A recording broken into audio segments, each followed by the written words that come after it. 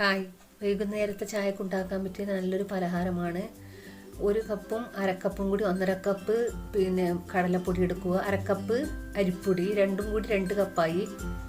എന്നിട്ട് 1/2 ടീസ്പൂൺ മഞ്ഞൾപ്പൊടി. ഇത് കായപ്പൊടിയാണ്, അത് കുറച്ച് ഇട്ട് കൊടുക്കുക, ഒരു 1/4 ടീസ്പൂണോളം. അതുപോലെ തന്നെ ആവശ്യത്തിന് ഉപ്പ്. പിന്നെ 2 കപ്പിന് അരക്കപ്പോളം വെള്ളം ഒഴിച്ചു കൊടുക്കണം. എന്നിട്ട് നന്നായി മിക്സാക്കി കൊടുക്കണം. വേണമെങ്കിൽ കുറച്ചുകൂടി ഒഴിച്ചു കൊടുക്കുക. കുറച്ച് അയവ് വേണം എന്തായാലും. ഇതുപോലെ ഉണ്ടാകണം. നമുക്ക് ഒരിച്ചിരി എണ്ണ ഒഴിച്ചിട്ട് ഒന്നും കൂടി കുഴച്ചു കൊടുക്കാം. ഇനി ഈ നൂൽപുട്ടൽ ഉണ്ടാക്കുന്ന അച്ചില്ലേ, അതിൻ്റെ അരിപ്പ് ഇട്ട് കൊടുക്കാം. എന്നിട്ട് ഇതിൽ നിന്ന് മാവ് ഒരു 1/4 ഭാഗത്തോളം ഇട്ട് കൊടുക്കാം.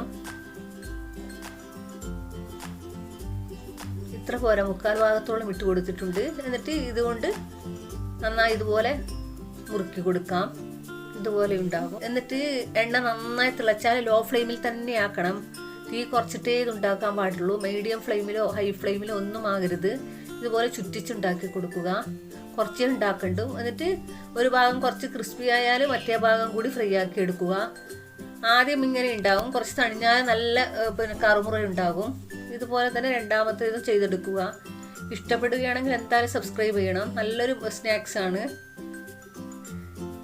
മറ്റേ ഭാഗം കൂടി ഒന്ന് മറിച്ചെടുക്കാം. രണ്ടും കൂടി ഓരോരോ മിനിറ്റ്, 2 പറവും. എന്നിട്ട് ഇതുപോലെ എല്ലാം ഇട്ട് കൊടുക്കുക. കുറച്ച് കറിവേപ്പിലയും വെളുത്തുള്ളി ആ എണ്ണയിൽ തന്നെ ഫ്രൈ ആക്കി എടുത്തിരുന്നു, അതിലേക്കെല്ലാം ഇട്ട് കൊടുക്കാം. ഒരു 2 കപ്പിനാണ് ഇത്രയും കിട്ടിയത്. എന്നിട്ടൊന്ന് പൊടിച്ചു കൊടുക്കാം.